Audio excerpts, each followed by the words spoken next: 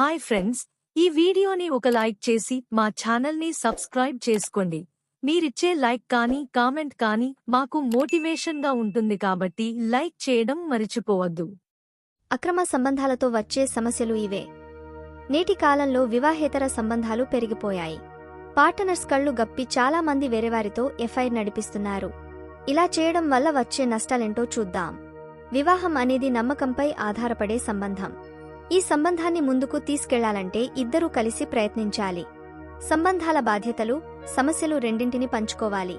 కానీ అఫైర్స్ కారణంగా చాలా మంది వీటిని నిర్లక్ష్యం చేస్తున్నారు. దీనివల్ల ఫ్యూచర్లో ఎలాంటి సమస్యలొస్తాయో తెలుసుకోండి. 1. నమ్మకం.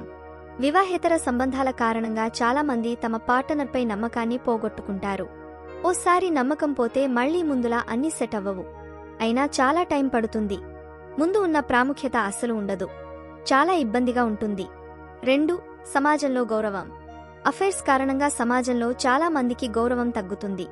వారి ఎఫైర్స్ గురించి ఒకరి తర్వాత ఒకరికి తెలిసిపోయాక బంధువులతో సహా స్నేహితులు, చుట్టుపక్కల వాళ్లు మాట్లాడడం మానేస్తారు.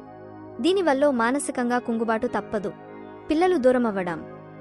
ఎఫైర్స్ కారణంగా రిలేషన్షిప్లో పిల్లలు కూడా దూరమవుతారు.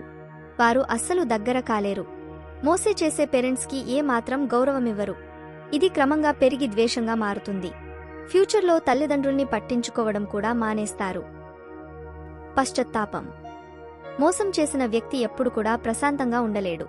ఈ రోజు కాకపోయినా ఫ్యూచర్లో అయినా అపరాధభావం వంటి వాటిని అనుభవిస్తారు.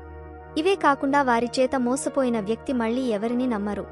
దీంతో ఆ బాధ కూడా తోడవుతుంది. కాబట్టి ఇలాంటివి ఉండకపోవడమే మంచిది.